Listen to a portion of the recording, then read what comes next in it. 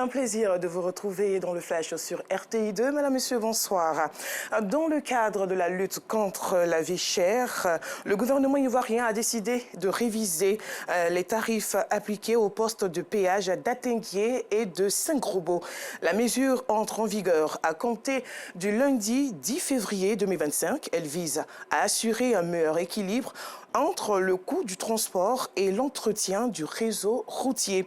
Le ministère de l'Équipement et de l'Entretien routier a officialisé cette révision tarifaire qui concerne l'ensemble des usagers de la route empruntant ces axes stratégiques. Les nouveaux tarifs sont définis en fonction des catégories de véhicules. La classe 1 passe de 1250 à 1500 francs CFA. La classe 2 passe de 2750 à 2500 francs CFA. Les tarifs de la classe 3 restent inchangés à 3500 francs CFA. Il en est de même pour la classe 4 dont le tarif est de 5000 francs CFA. La troisième édition du Salon international du contenu audiovisuel d'Abidjan-Sika se tiendra du 26 au 28 juin 2025 prochain.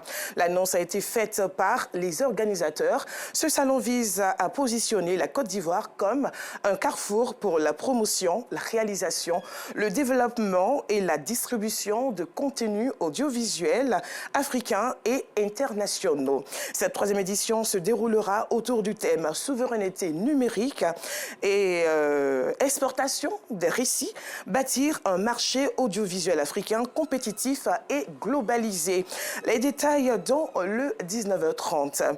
Après Zénab Bansé dans la gastronomie, une autre Ivoirienne contrebattre un autre record mondial Guinness. Depuis ce jeudi 6 février, Mylène Hamon s'est lancée dans cette compétition avec pour objectif final réaliser avec ses seuls doigts 150 tableaux de personnalités influentes en 120 heures.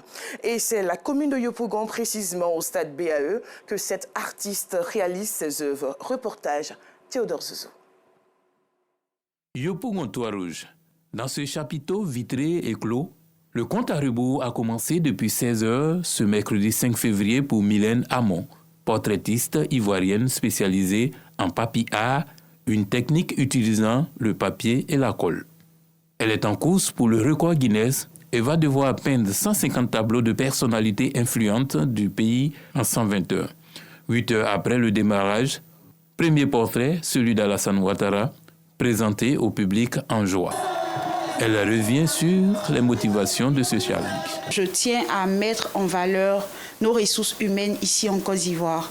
Donc, on va déjà rendre hommage au président de la République, à tous les présidents de la Côte d'Ivoire. Il y aura aussi des portraits hommages dans tous les domaines d'activité et des personnes qui ont vraiment impacté positivement dans chaque domaine d'activité ici même en Côte d'Ivoire. Ça va nous permettre de faire la promotion sur tous les plans de toutes ces personnes-là à l'échelle mondiale. Le public est présent pour la soutenir, tout comme les artistes plasticiens et des personnalités du monde des médias. C'est pour lui montrer qu'on est là et on est tous fiers d'elle pour la cause noble qu'elle a décidé de mener pour nous tous en tant qu'artistes. On va se relayer pour ne pas qu'elle abandonne. Je sais qu'elle est talentueuse.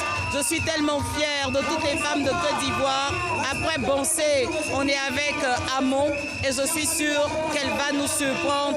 Par la grâce de Dieu, les éléphants dans tous les domaines, on reste un pour le drapeau de la Côte d'Ivoire. Le gouvernement n'est pas en marge de ce élan de solidarité qui est représenté par le ministère de la Culture et de la Francophonie. Le ministère de la Culture et de la Francophonie fait tout ce qu'il peut pour accompagner autant institutionnellement que financièrement cet événement.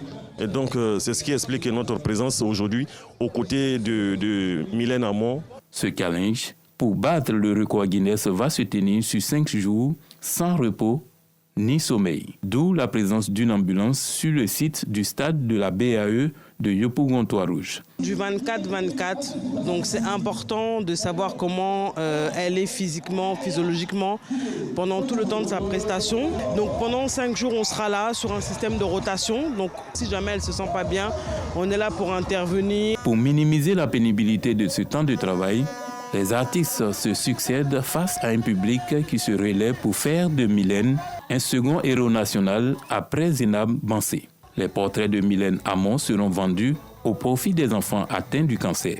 Tout le pays devra prier pour elle. L'actualité à présent hors de la Côte d'Ivoire. Ce vendredi s'est ouvert à Dar es Salaam, en Tanzanie, un sommet conjoint entre l'EAC et la SADC sur la crise dans l'Est de la République démocratique du Congo. Les organisations régionales d'Afrique de l'Est et d'Afrique australe avaient jusque-là mené des processus de paix parallèles. William Ruto, président du Kenya et de l'EAC, a annoncé la participation de ses homologues congolais et rwandais demain samedi. Terminons ce flash dans l'Hexagone. C'est une première pour un ex-président français. Nicolas Sarkozy s'est vu poser ce vendredi le bracelet électronique auquel il a été condamné dans l'affaire dite des écoutes. Il ne pourra désormais quitter son domicile qu'à certaines heures fixées lors de son entretien avec le juge d'application des peines la semaine dernière. Voilà, c'est la fin de ce flash. On se retrouve à 19h30.